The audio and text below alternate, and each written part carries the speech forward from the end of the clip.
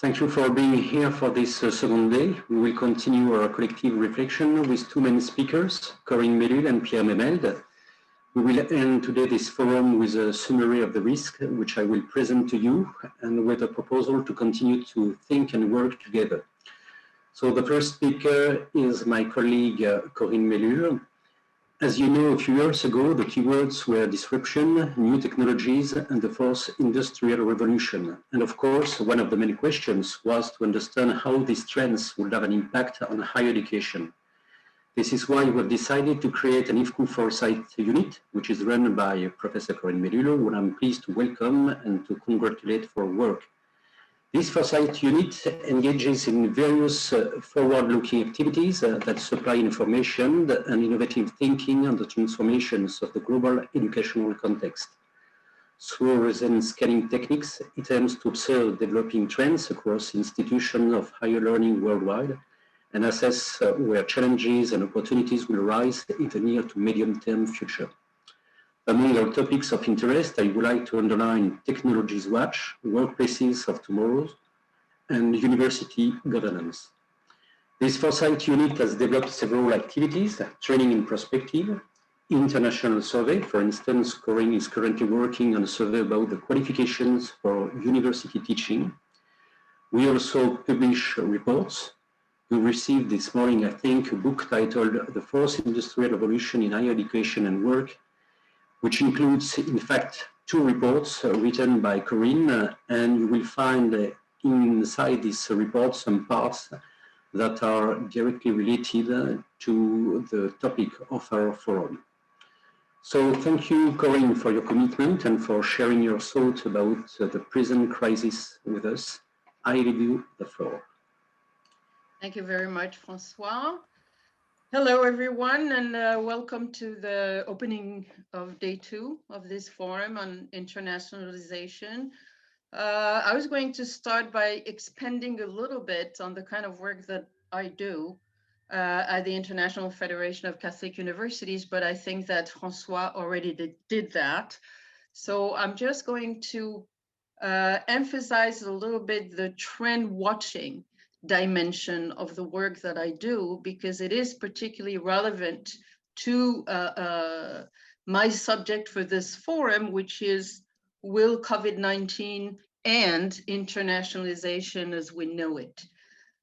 Trend watching, which is researching on an ongoing basis through multiple sources, developments in the higher education sector, in order to identify rising trends that may become significant or may even constitute a game changer in the near to medium term future for at least part of the sector at global level, if not the entire sector, is the kind of basic work that I do, which then goes on to feed the kind of endeavors and activities that Francois just mentioned.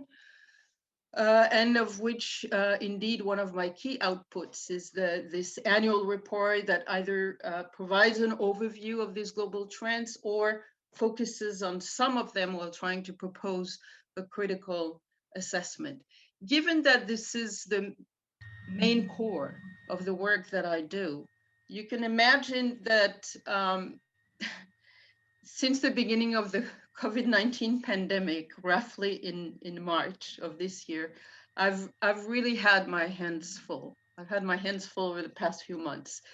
And what I mean by that, of course, is how much of an impact the coronavirus crisis has had already on higher education across the board and across the globe. One of the trends I've been watching in particular in this respect is, of course, the trend of internationalization, simply because it's been among the first things to go after the onset of the pandemic.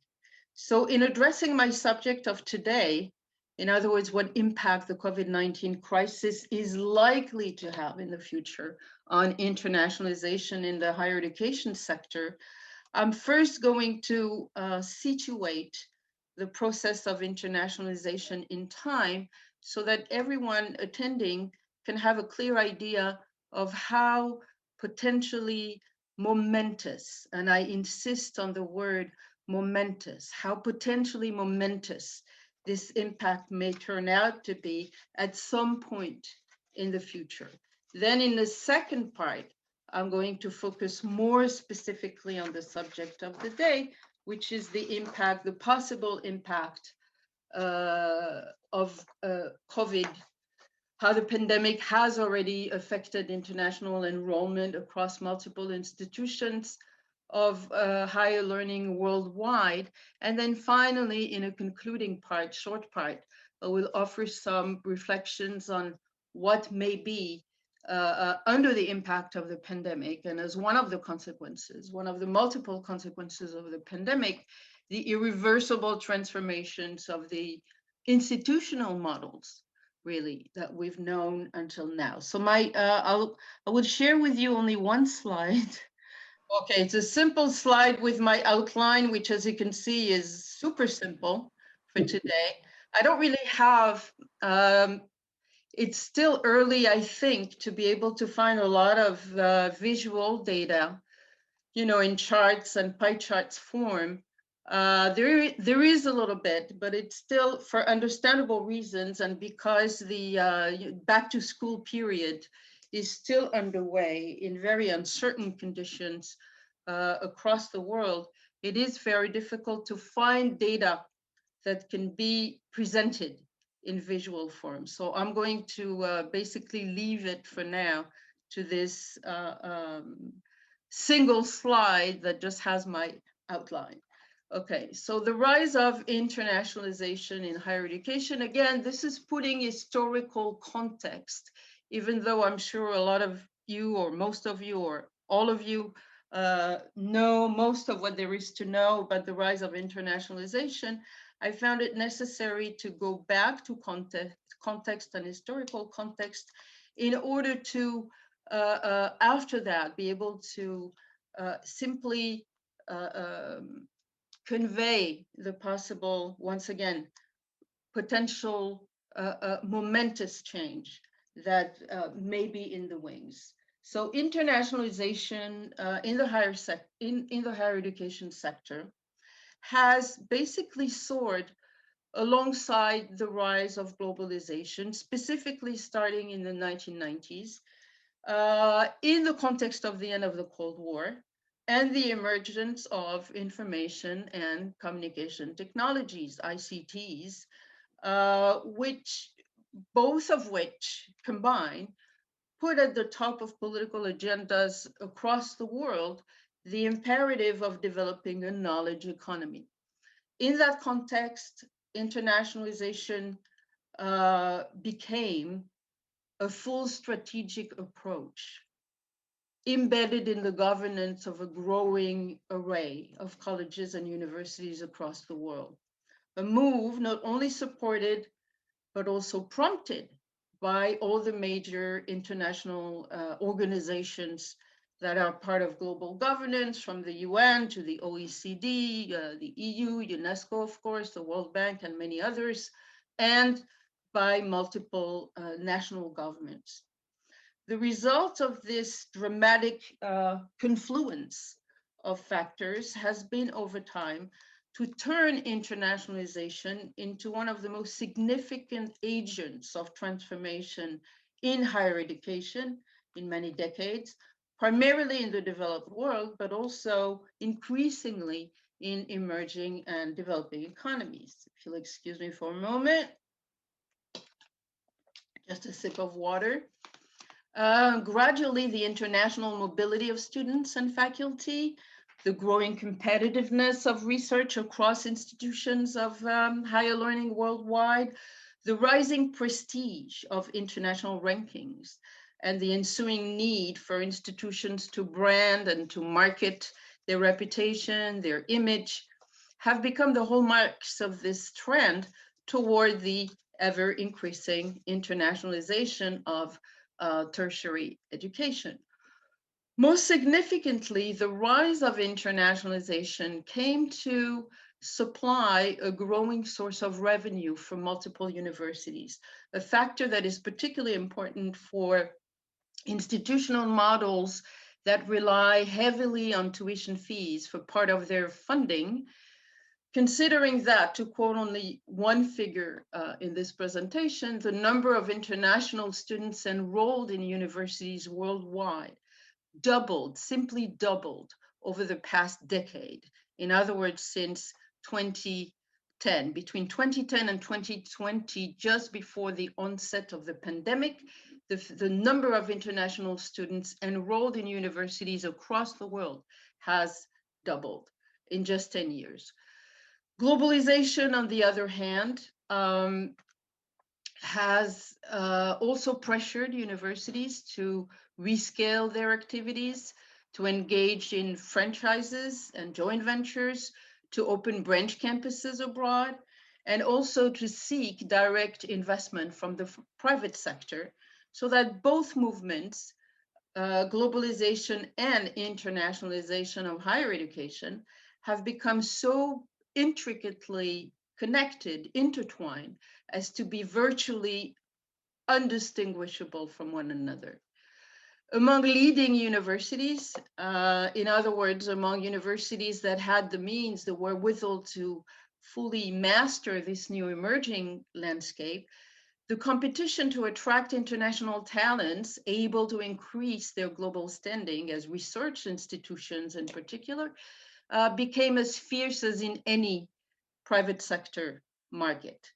And this development in turn caused already the traditional values that drove the international activities of higher education in the past, in olden days, such as increase in exchange and cooperation, the pursuit through mutual understanding of peace and solidarity among nations, to recede from the top of the agenda at leading institutions for the benefit of competition, generating revenue, boosting image and branding, and so on and so forth.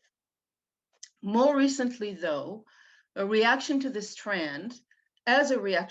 trend, a movement emerged both in the EU, in the European Union, and the United States to demand renewed focus on the quality of curricula, the inequality of access to international education, clearly reserved for the main part to a tiny fraction of the student population worldwide, and generally the alarming character of the market direction that internationalization was taking, while emphasizing, on the other hand, the need to enhance the qualitative dimensions of internationalization, such as civic education, employability, improving the quality of research rather than the quantity of publications, and cultivating the mission of service to society. Thereby, this counter movement has been seeking to put forth the broad message that internationalization should not be a goal to be pursued for itself, but only as a means to make an overall contribution to the well-being of the global society. Okay, so we have to keep in mind this broad context of rising internationalization in parallel with globalization over the past roughly 20, 30 years. And then this more recent, perhaps over the next between 10 and 5 years, counter movement demanding to put more perspective, more ethics, and more quality in the internationalization effort.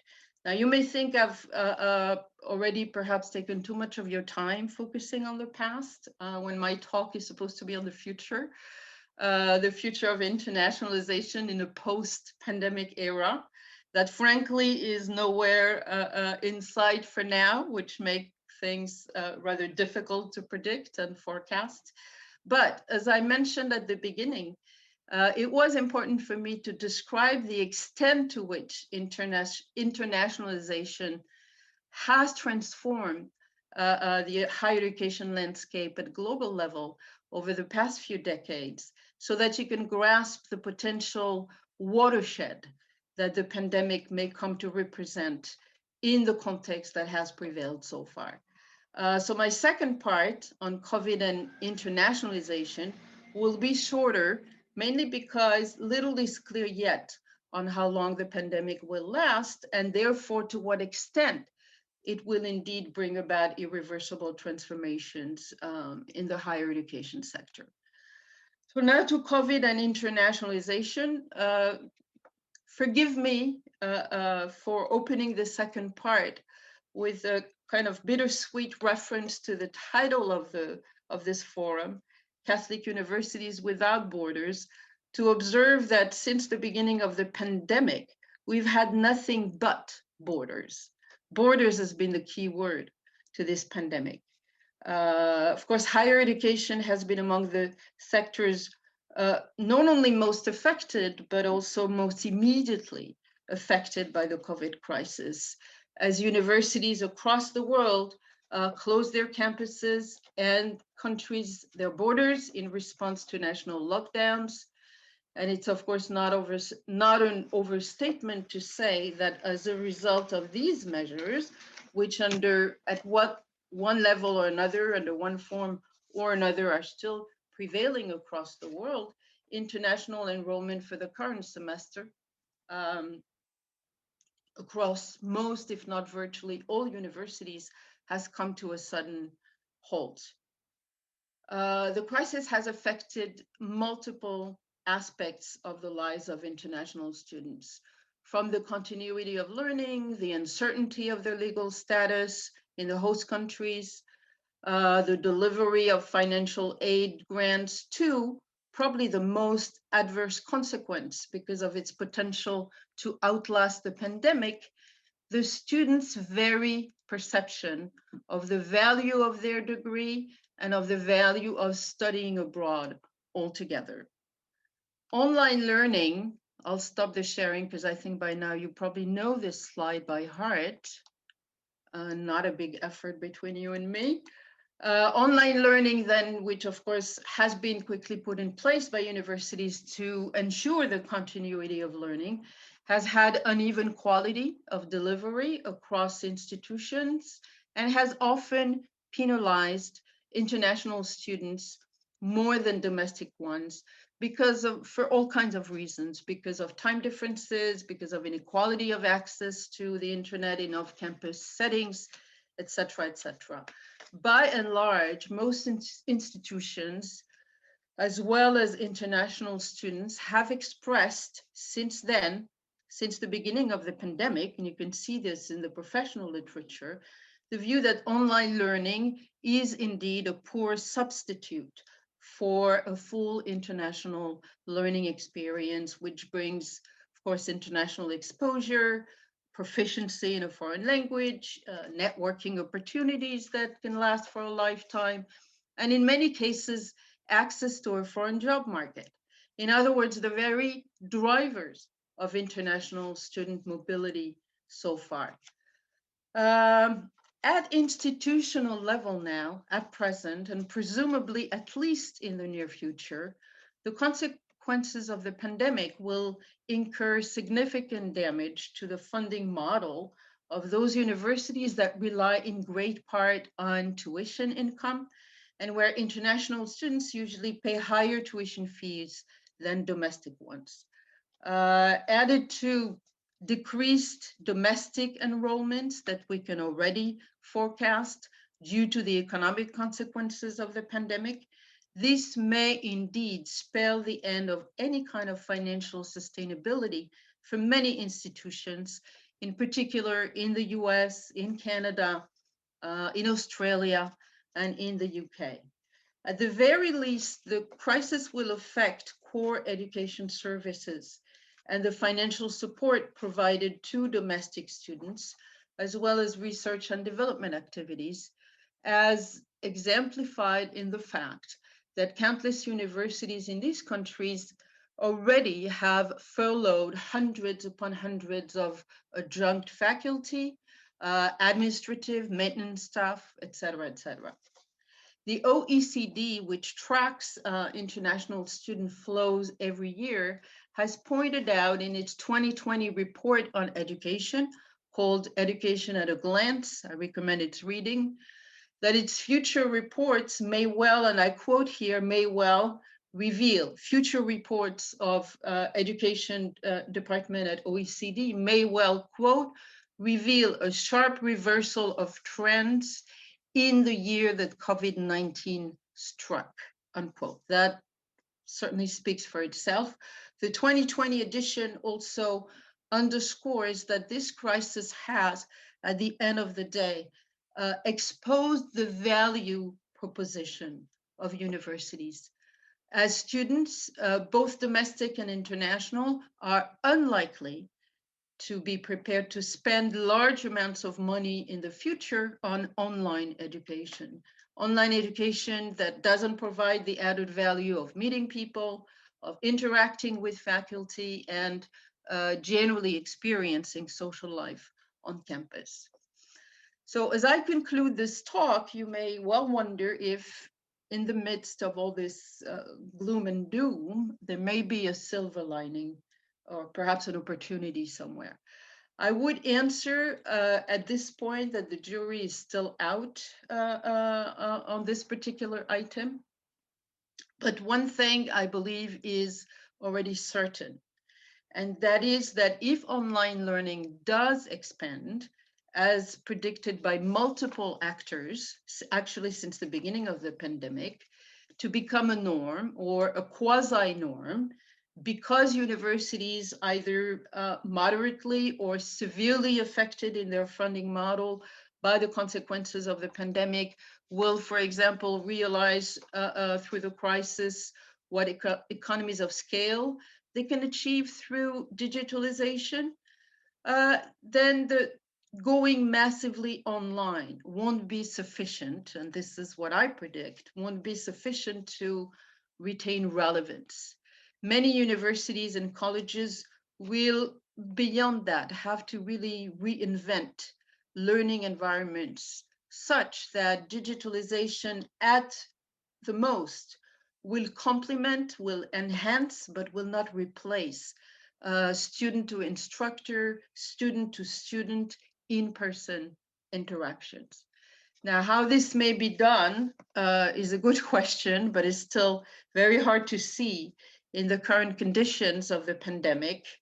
On the other hand, and I will conclude with this, if online learning does become the norm as a result of the pandemic, this may in turn spell a whole new future, spell out a whole new future for internationalization under an entirely new definition this time, through an expansion of the unbundling of higher education that is already underway, and that will perhaps allow institutions of higher learning to recruit students piecemeal, one by one, mainly in non-accreditation formats all over the globe.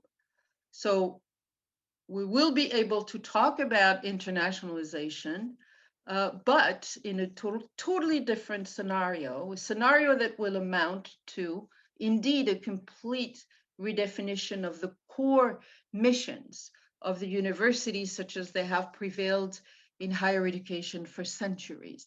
And that indeed is momentous, will be momentous if this is what happens. And that is the reason I insisted from the beginning on the word momentous. That concludes my talk. Thank you very much for your attention. Thank you very much, Corinne, for having reminded us in which context, in fact, this crisis, the coronavirus crisis, took place. In fact, you remind us that universities have entered a process of globalization, which has resulted in the creation of a global education market. And this market, as you underlined, is reflected in the recognition of diplomas, which has enabled strong student and teacher mobility, but also greater competition between higher education establishments. And we could also mention the importance now of rankings, which constitute both an index, a sign, and also a barometer of this situation. And you mentioned that this internationalization process of universities results in registering foreign students on the campus, on the foreign campus, the creation of some international brand policy, and also by a greater concern for student satisfaction. But at the same time, you mentioned the several impacts of the coronavirus crisis on this situation. You mentioned the new role, the new importance of borders, borders at a key word, you said, of this pandemic.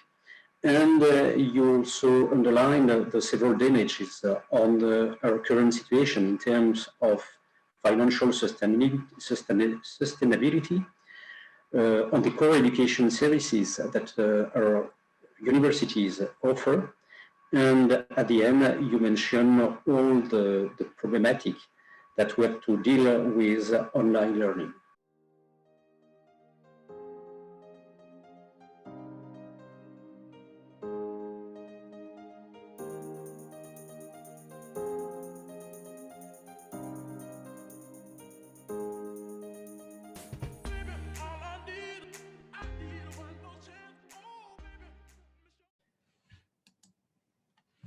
Summarize the whole work of analysis and collection, we can show this graphic. I'm sorry for the quality of the graphic. I haven't been able to find a better one. It's an ongoing process where all information is looked and assessed and put into hypotheses and come back to look after new information and so on. It's a never-ending process to assess hypotheses or scenario. It's the same thing in this presentation. It's very easy, in fact, to identify risk and to map this risk. For example, this is a political risk map for 2020, where green is pretty good situation and red bad situation. You can map risk for economic situation. This is almost the same colors sharing between the countries. Or you can have, and this one is very harmful, map of the COVID-19 in the US recently. Mapping the risk is also a question of severity of the risk and risk probability, where each situation is assessed in order to see which risk is the most catastrophic and frequent, and which risk is the most improbable and impact is severity is negligible. In this matrix, we can say the COVID-19 was extremely improbable, almost in terms of its consequences on our daily lives. As said one of the participants, all our lives are based on movements, on traveling, on sharing with people abroad. So today we are all blocked in our countries, in our offices. This is exceptional. Planning the risk, in fact, to forecast, to predict the risk, is first identify the risk you are exposed to locally, nationally, regionally, internationally. Assess their probability and severity, impact on your organization. Define keywords, information, events which define them. Set up a platform to monitor. This is a technological approach. Particular events close to your premises, travelers or students. Generic risk, issues or trends which can impact your activities, as economic, for example. Group define risk by indicators and scenarios that are linked to. Finally, sort alerts following the risk map. Disseminate early warning to person in charge of specific risk. Use these alerts to populate an analysis tool to anticipate evolutions. Following risk probability change, then start response plans to scenarios. Various scenarios are more and more probable.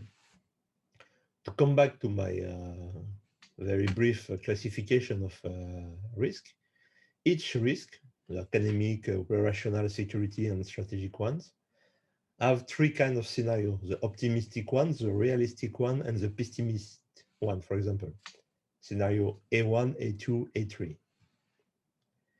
Each scenario is described by its indicators and outcome, and following the alerts you receive from monitoring tool or the monitoring of your network locally or internationally, you can step by step say the scenario A2, the realistic one, or the scenario A3, the pessimistic one, will come the future, but the close future, not the long future. Scenario and hypotheses are created. The first step of the process is to identify all potential hypotheses and scenarios, preferably using a group of analysts with different perspectives to brainstorm the possibilities. The analysts then list evidence and arguments, including assumption and logical deduction for and against each hypothesis or scenario. Using a matrix, the analyst applies evidence against each hypothesis or scenario in an attempt to disprove as many theories as possible, or to say this scenario will not happen because we don't have any information to confirm it. Refinement, the analyst reviews the findings, identifies any gaps, and collects any additional evidence needed to refute as many of the remaining hypotheses as possible. Inconsistency, the analysis then seeks to draw tentative conclusion about the relative likelihood of each hypothesis. Less consistency implies a lower likelihood. Sensitivity, the analyst tests the conclusion using sensitivity analysis, which might weight how the conclusion would be affected if a key evidence or arguments were wrong, misleading, or subject to different interpretations. Sorry. Conclusion and evaluation. Finally, the analyst provides a decision maker with his or her conclusion, as well as a summary of alternatives that were considered and why they were rejected. The analyst also identifies milestones in the process that can serve as indicators in future analysis. I show you two examples. This method is coming from the intelligence world. Each hypothesis is classified and noted. And you can see the most probable one are the greener one, the C1, where each indicator's early warning alerts are coherent or incoherent or neutral towards each scenario. But once you have done this already very important work of analysis of what is going on and what is the future, the best tool to train the people, to train the teams inside the university or collective teams is serious games. It's an example from the competitive intelligence activity I am teaching. Define the competitive issue or scenario you want to study, assign players to competing teams, give the scenario to the team, explain who they will be competing against, and describe the current conditions, context, in the industry segment, product segment, or other area of study. Give the teams 1 hour to develop a strategy that they believe is the best for the company they are representing. Give each team 5 minutes max to share its strategy with the whole group in a short presentation. After the teams have shared their strategies, send them back for another hour to develop a new strategy based on what all the teams have done. Repeat step 5 and 6 through at least 4 cycles, 1 day, 2 days, or 3 days. Debrief the group. Again, it's a heavy procedure, but if you have a group of risk managers through a network of universities, they can each year or 2 times a year meet or discuss through our technological tools like Zoom about what are the most probable or the less probable scenarios that can impact the activity of the university, and then step by step, thanks to alerts, assess the probability and the severity of any scenarios. To be a good risk manager in this situation, or to try to use these tools, The needs are trained teams conducting ongoing scenario-based analysis, monitoring tools alerting teams about events and keywords, integrated decision-making process, establish procedure and train person in charge. The limits of this approach are monitoring continues to collect more and more information.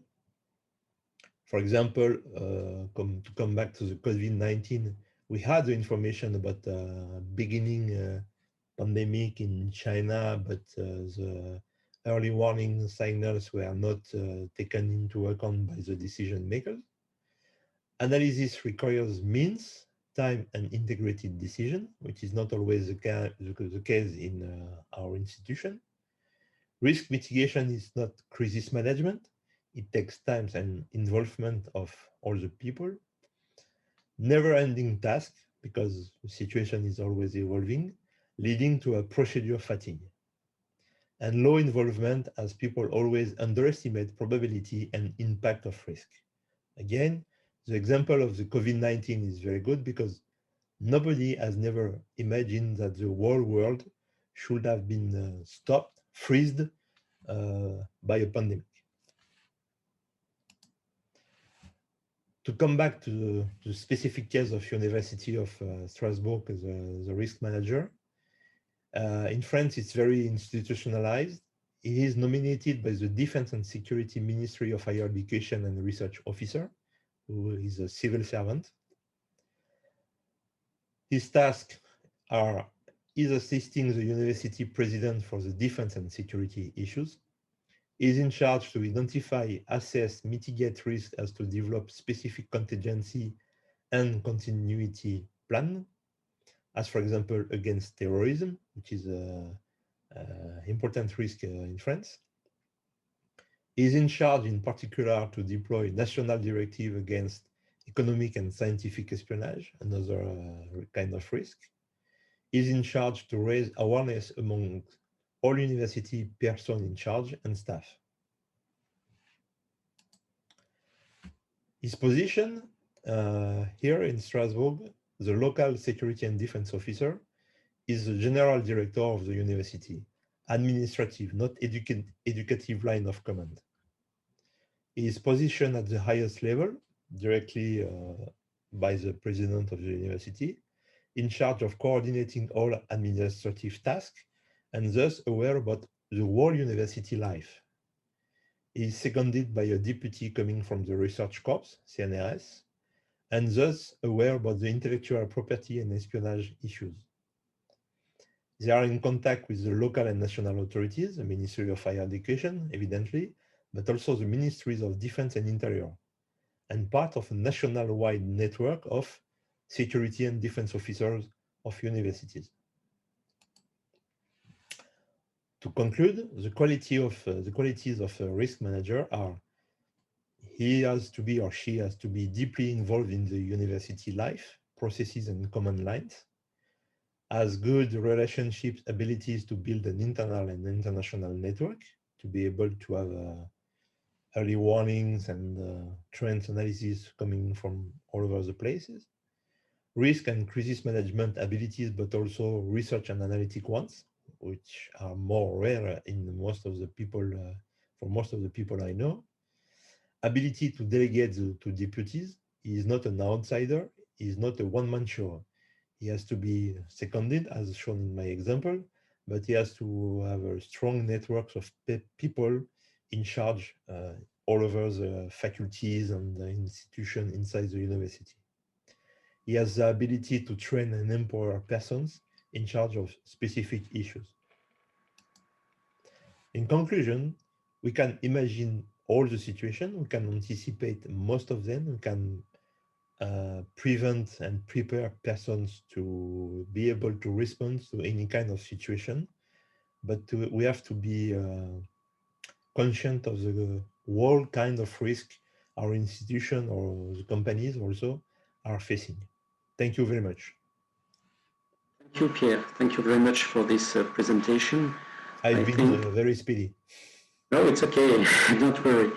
I think that it was really complementary to that of Marie-Claude yesterday. Marie-Claude focused on crisis management. I saw. Yes. Very interesting. And you have another subject which was more focused on the position of risk manager. What is a risk manager, and also what are the methods that can be used for that? And if we have any doubts about the necessity to be really professionalized, I think that your presentation can remind us that we must train if we want to organize a real risk management team. We can't just improvise something. We must be prepared and have some specific position in the board of our university. So your first part was very interesting about the intelligence approach. It is related with what I will say about the mapping of risk, but you also mentioned this necessity of mapping risk. You remind us that several methods exist for preparing the future. And I think that the example you took about the University of Strasbourg is very relevant. It's not the only one to have this organization. Yes, exactly. I know the organization here because I am teaching here, but and probably we could compare this situation with some other worldwide. I think that's what's important to retain from your presentation is that improvising ourselves as risk manager is not an easy task, and to understand the amplitude of the task can bring a lot of empathy for our co-workers that work in the field, and to participate actively in the development of those scenarios with the knowledge that our participants have about the particular context in specific countries and at destination is where I believe they can really bring in some very interesting information to risk managers in universities. So on that level, I think your presentation was great and can help clearly everyone understand the position and participate in identifying the risks that are related to international activities within their institution. So thank you, that was really interesting. Thank you very much. So Spencer Omar Montes is asking, yes, how much costs this system to implement a university? To be frank, I never done any proposition to university for this kind of tools. I can assess the cost in terms of means. You need to have 1 or 2 persons in charge of risk management in university, at least 1, but 2 is good because 1 is administrative, the other one is understanding the dynamics of exchange of information and in the university. For the software part of the technological part of the solution, you can make a monitoring system for free. In fact, it's easy, but it takes time to process all the information you collect. Or you have some solution which costs some, let's say, $10,000. There is a cost, but they are very useful tools. For the methods, you have to be to train yourself for the methods, and there are a few masters or diplomas all over the world training people to analysis and risk management. So it's also a question of training yourself.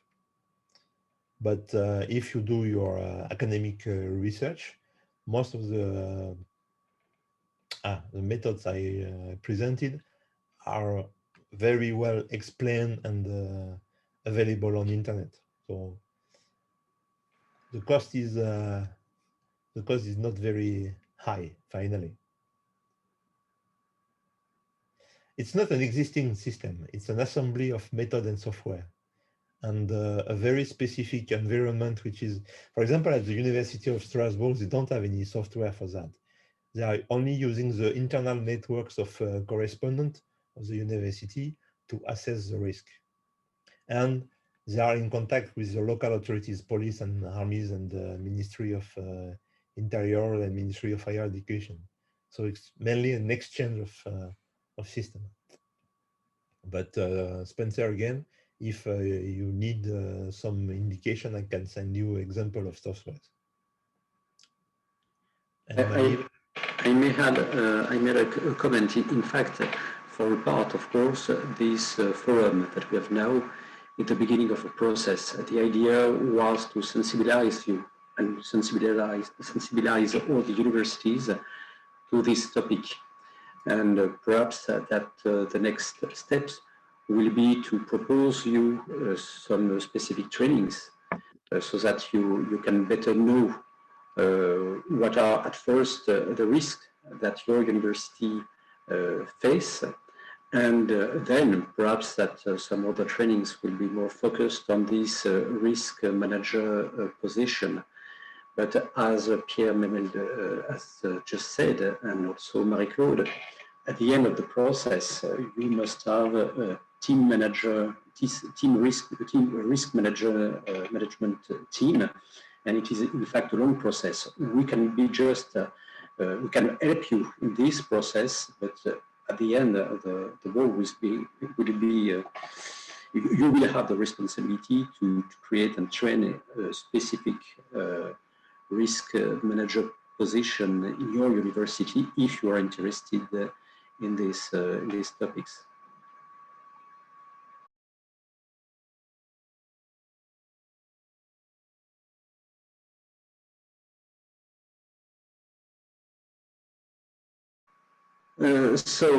Yesterday we heard the panelists explain what the impact of the crisis had been on universities and how their own universities were organized to face this crisis. And on several occasions, yesterday and today, we've mentioned risks which affect our universities.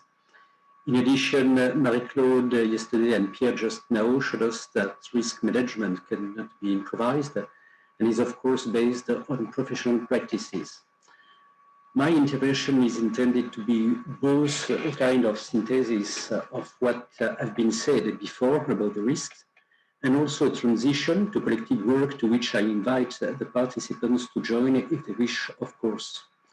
I will therefore first list the risk mentioned since yesterday, risk to which I have added a brief mapping with other known risks. If we want to professionalize our approach, I believe that we must adopt in a collective process a three-step approach that I'm initiating now. Map the risk. Pierre has just told us a few words about it. Reflect together on a framework for Catholic academic risk management. I will go back to this topic, which is very important according to me.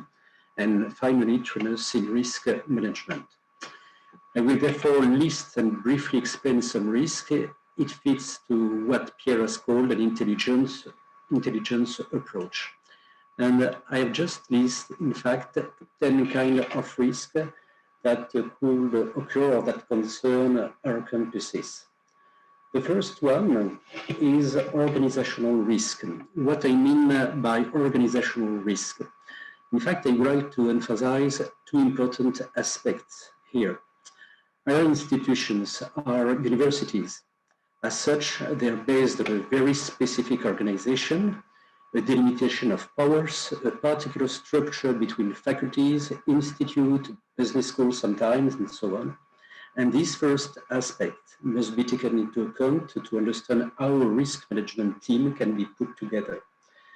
If I want to be very clear, I could say that a university is not exactly a company, and so we have to take into account some differences in terms of organization. But there is also a second aspect, which is perhaps more important according to me.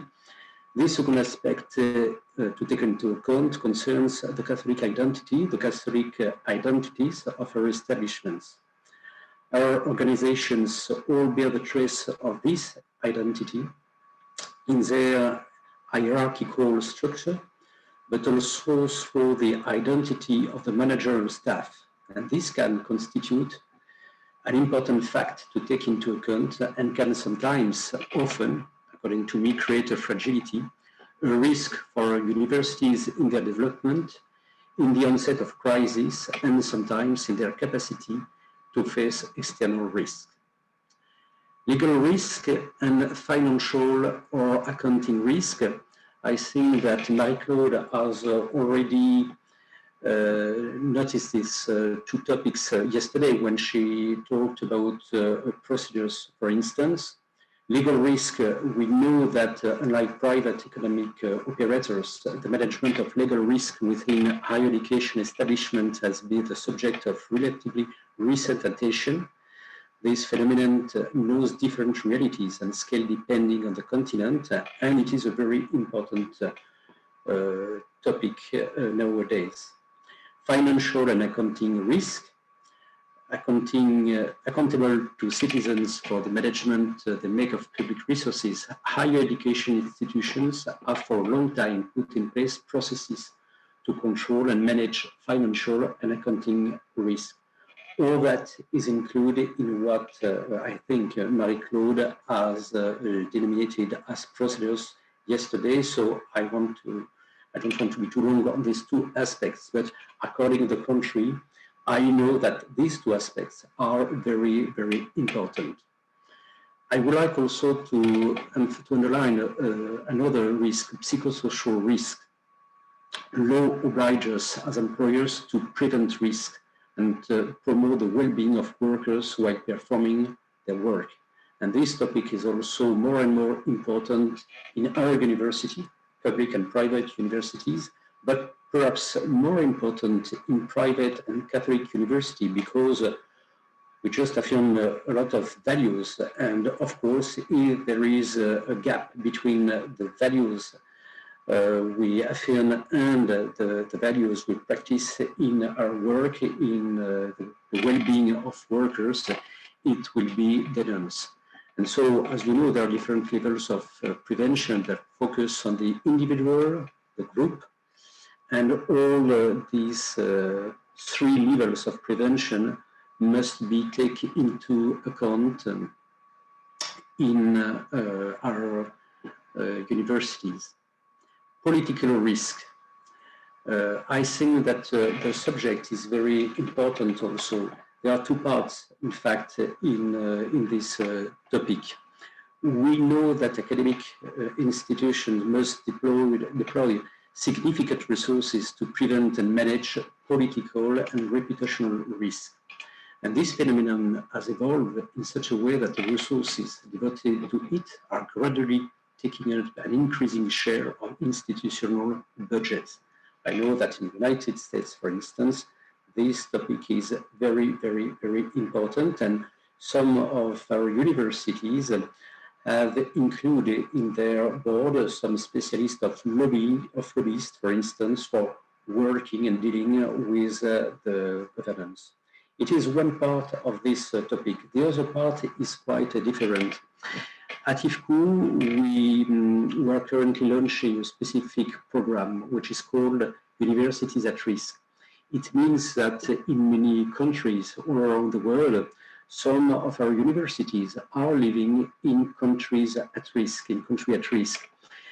because they are Catholic, and so because very often they are a minority in their country, they can face some discrimination. But in fact, the reasons for discrimination can be numerous. For instance, we have a university in Africa which that faces discriminations because it is an English-speaking university in a country where the majority is a French-speaking population. And so all around the world, we know that our universities face some political risk that could be very different, but we must pay attention to this risk. I've just mentioned reputational risk, and I think that this risk, in the opinion of several specialists, have become the category of risk comprising both the most important and the most complex issues for universities, especially because of the presence and impact of social media. Corinne was mentioning that as higher education has become a global market, branding was very important. And so if branding is important, damage to image and reputation then becomes risk that must be strictly controlled. Reputational damage can quickly wipe out years of efforts to build a brand image of the university and attract students, faculty, researchers, and interest in the development of university philanthropy. It can have also an impact in terms of philanthropy, of course.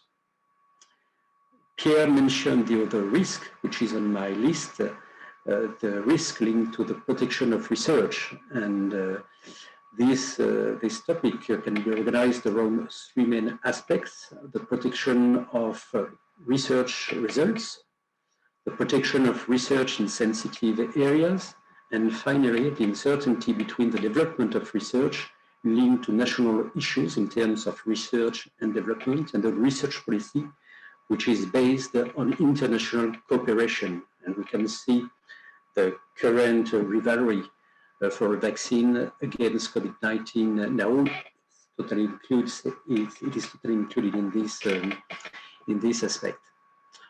Of course, there is also geopolitical risk linked to the position of Catholic in the world.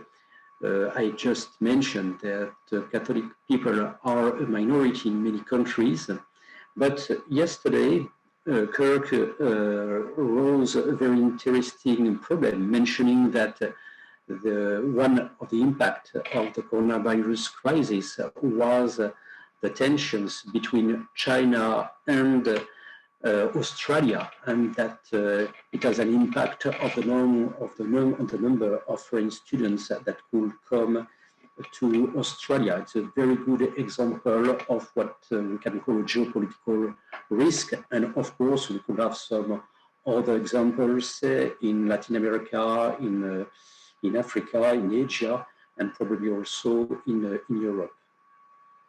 Other risk, I just mentioned it, a terrorist risk.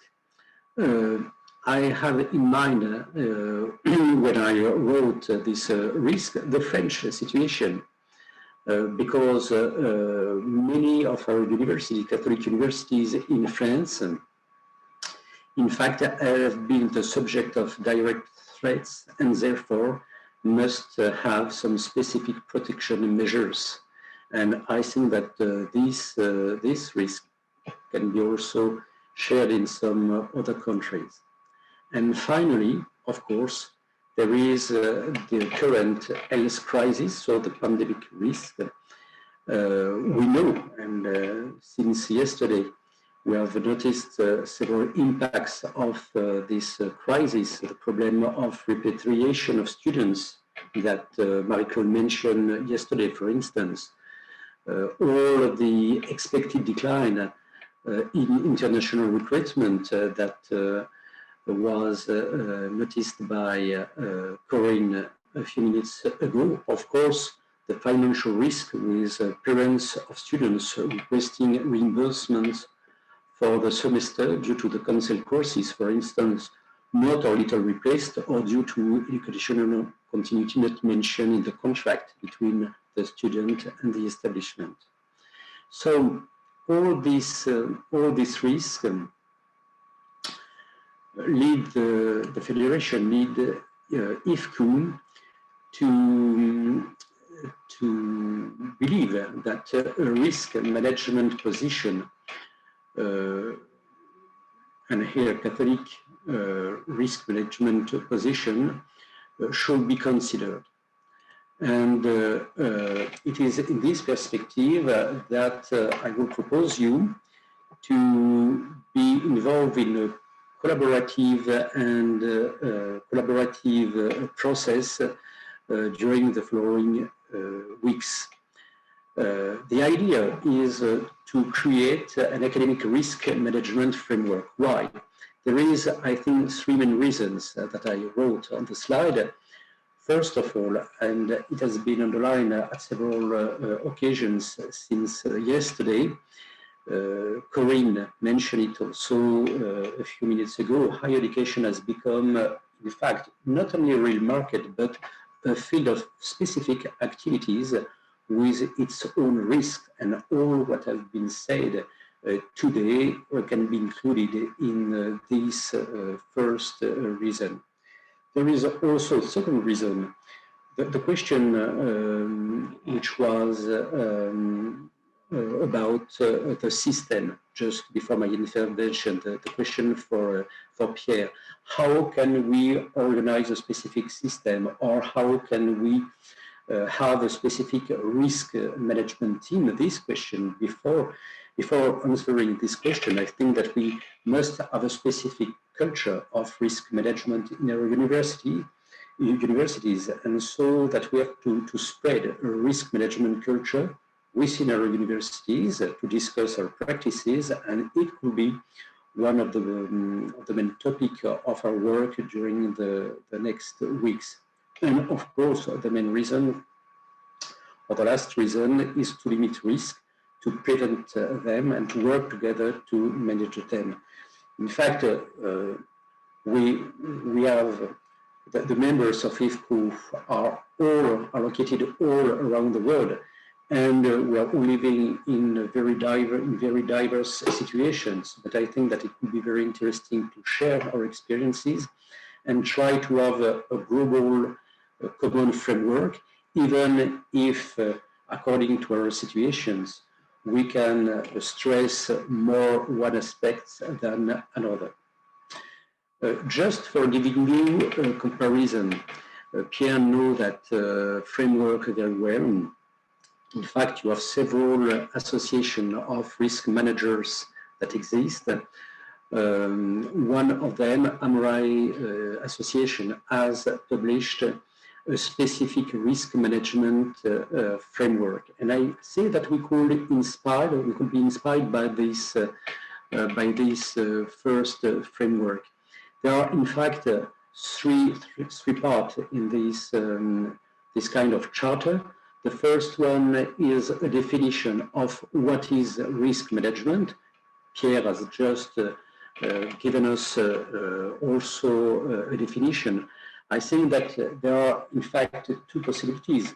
We can have a global definition of what is risk management, and we can try also to adapt this definition to the specificities of the academic world, and more specifically to the Catholic academic work. So it could be one part of our work to share our perceptions about what is risk management. Yesterday, I've seen that some of the participants were coming, for instance, from India. I was in India. I attended the Xavier Board meeting last year. It was in September in the north of India, and I reminded that the situation that was described was very difficult. And so, if I just compare the situation of Catholic universities and colleges in India to the French situation, I think that we could have at the same time the same global approach, but that it will be also necessary to adapt or to be more precise because our situations are also quite different. So the first part of this framework is a definition of what is risk management. The second part is about the aims of risk management, and you can see that there are 4 aims. Once more, I think that we could try to adapt what are the aims of risk management according to the specificities of Catholic higher education and Catholic universities, and according also what I mentioned just before about the specificities of our organizations, because there is a great specificity. Even when we compare public university, Catholic university, we can see some differences that we must take into account when we want to define what are the aims of this risk management. anyway, you can see that the aims are related to what Pierre has just told us. I mean, to create, preserve the value, assets, and reputation of the company. You can find with reputation one of the risks that I've just mentioned before. Of course, to safeguard decision-making and processes, which are very important. And I think that these topics must be integrated, in fact, in a global understanding of what are the aims of our executive committee or administrative board in our university. So there is a work to do to be as near as possible to the specificities of our organizations. Third part of this charter, the definition of what is the risk manager position. So once more, I will be brief, as Pierre has mentioned this aspect.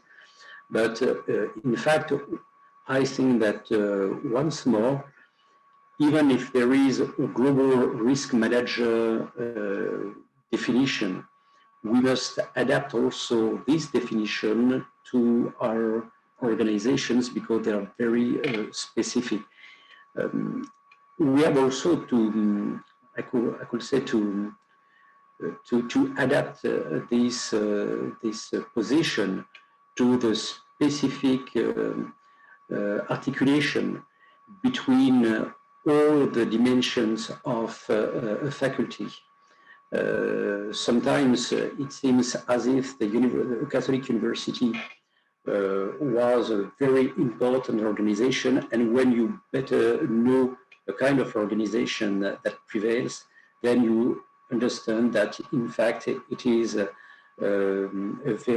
there are some, how can I say, several faculties, several institutions which are not working exactly in the same perspectives. And so it is a specificities that must be taken into account in the work of definition, what is a risk manager position in our university. So if I want to go further, how can we work together? What I could propose you is to create a work group, a common work group, so that we can work all together in order to define what are the risks for Catholic University. I mentioned some of them. Of course, I'm sure that if we work together, we will find some other risks that I have not mentioned. We have also to integrate into our approach, I think, a work at several levels. Yesterday, it was very important and very interesting to listen to the general secretaries of our regional associations of Catholic universities. And I think that we must include these regional associations, those of you who are interested in joining us, and of course the staff of FIUC-IFCU. And then when we will have shared our approaches about this risk, I think that we will be able to work on the risk manager position according to what I have already mentioned. I mean the specificities of our faculties. So, and the last step, of course, that I have already mentioned will be the organization of specific trainings next year, probably during the first semester, so that we can train those of you who are interested in going further on this topic. So the interested people among you will receive a short questionnaire, which will be the starting point of our collective work. I just end now my intervention, and of course I will be very pleased to discuss with you on the several risks that I've mentioned, and of course on the process that I've just explained. Thank you. Maybe Carla is asking as to how is risk, what would be the specific issues around our topic? I think that I mentioned some of them. For instance, the political risk, of course, according to the specific situations of our Catholic universities in some countries. The second one is about geopolitical risk, because some of our universities are located in countries at risk or in some geographical area that face some specific tensions, of course. I could mention, of course, the health issue or pandemic issue that we are just facing now. I think that those three risks are perhaps the more important one. Yes, and if I can add, François, to your answer, which is you're totally right. I think that, and I mentioned the word risk taxonomy early during my presentation, and Pierre has also touched to it by talking about categories of risk. What are the different categories to look at when you perform risk management? François, you went even more into the details by naming those risks. So when you perform risk management, what you want to look at is the entire taxonomy of your institution, and then bring in the perspective from your department or your area of activity. So the issues that are related to internationalization are the same ones in terms of finances and reputation and operations and legal. And so all the categories that were mentioned by Pierre and all of the examples that you gave, François, are part of that risk mapping that should be looked into when you perform risk management. So that's why it's so important to, when I commented on Pierre's presentation about maybe feeling overwhelmed about the task.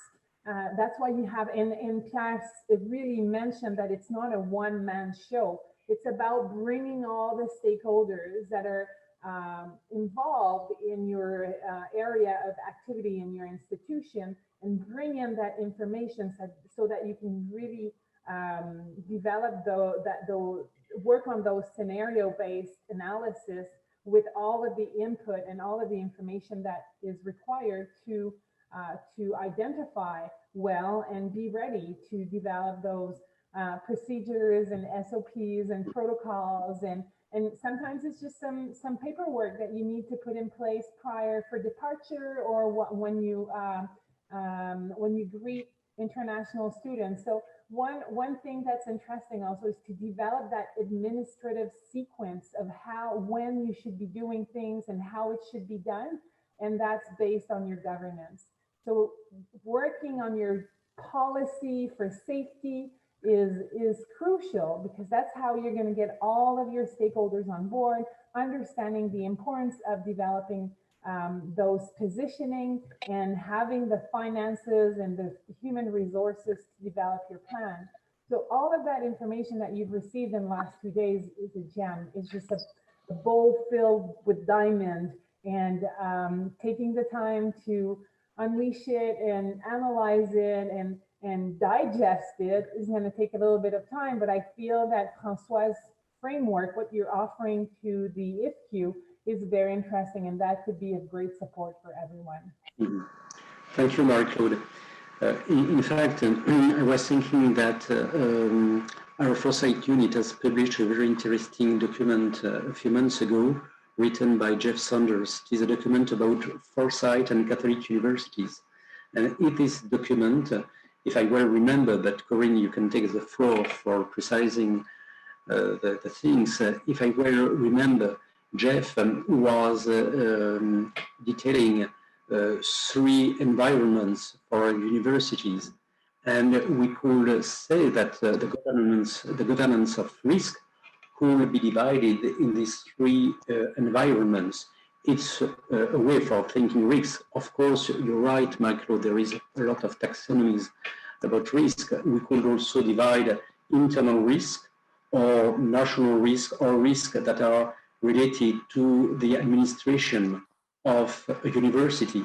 What you have said yesterday about procedures, about compliance or non-compliance, it was what I was just saying when I mentioned organizational risk. Universities are restrained or constrained by norms, by several documents, official documents emerging from our governance, and we are obliged, of course, to respect laws, norms, and so on. At the same time, as we are Catholics, sometimes there are some specificities, and it was why I thought it was interesting to have that in mind, because it could create some specific categories of risk for us. But all that, anyway, is a kind of internal risk or related to the fact that we are a specific organization. The other parts are related to the global environments. And then, of course, we can compare once more the risk that any organization are facing, a company, for instance, what a higher education institution will have to face, and probably it will be quite different for a part, and then what a Catholic institution will have to face. I can just give another example. Montserrat Lhomme, who is responsible of a research center, and she's online. She can also explain better than me the topic, but she has worked through the last 3 years about for the creation of a specific framework about the social responsibility of universities, of Catholic universities. It was a very interesting, complex, hard job. Of course, there is the same framework for the social responsibility of company. But when I say there is a same framework, in fact, I'm wrong. For a part, the framework can be compared, but for a part, it's quite different because an organization, an education institution, even if it has some profits to gain, is different. It's quite different from just a company. And I think that one of the challenge for us will be in the future to understand what kind of differences we can find, or perhaps we should find, between the risks that are facing by a company and this specific organization, which is a Catholic university. Very interesting, François. I'd like to bounce off what you mentioned about Montserrat's work and the importance of defining an institution's social responsibility and developing a framework. I highly believe that there is a strong correlation between social responsibility and risk management when it comes to keeping our people safe. Because that's what we want. Ultimately, we want our people that travel abroad to come back home in, safely and healthy. And that's not only a legal, well, it's a legal obligation in many of the countries around the world. But first and foremost, I think it's a social responsibility, and it's an ethical and moral question that each institution has to really dive into, to understand that, well, if it's not obligated for me to act, what is my ethic and what is my moral around having to intervene or having to protect? And because you can, the legal aspect only goes so far. Your due diligence is important, but sometimes you can do even furthermore, and that falls into your social responsibility in the sense that you want to act in the best interest of your community and the environment in which your institution evolves. And that puts your people at the center of all of your actions and decisions. And I think there's a good correlation there. It's important to create links between those two. And what you have just said, Marie-Claude, is for a part, I think, a response also to what Carla mentioned. She wrote it is useful to have a comprehensive approach, but my concern is that the assessment and managing of international activities will become secondary when considered at the global level of our higher education institutions. If I can say that it's a risk, but I think that it is also the work that we have to do to articulate the several dimensions of risk management approach, of course, according to the situation of each country and each university in each country.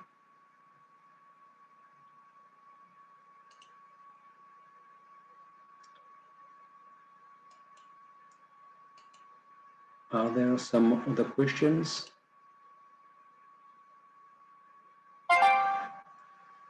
No. So if there is no more question, I would just like to end our forum. Before ending, I would like to inform you that in a few weeks, the 4th of November, we will organize the second IFCU talks, and we will have a specific speaker, Father Bruno-Marie Dufay, who is General Secretary of the Dicastery for Human Integral Development, and he will present us the last encyclical published by Pope Francis. So, save the date. I think that it will be a very interesting and fruitful event. I would like to thank very warmly all the participants and all the attendees, thanking very warmly the General Secretaries of our Catholic associations of Catholic universities, and of course our partner, specific partners, Marie-Claude with Aléas. Thank you very much for being with us since yesterday. Thank you, Pierre Memelde, and thank you also to the Australian Catholic University, which has at first we thought was going to host us in Rome. I think that probably it will be for the next forum next year. I hope that we will organize it not with Avatar, just for Magda, but very in presence in Rome. So thank you very much. And I hope that we will receive some emails from you for continuing this process. That's just the first step, and it's up to you to open the next step with us very quickly. Thank you.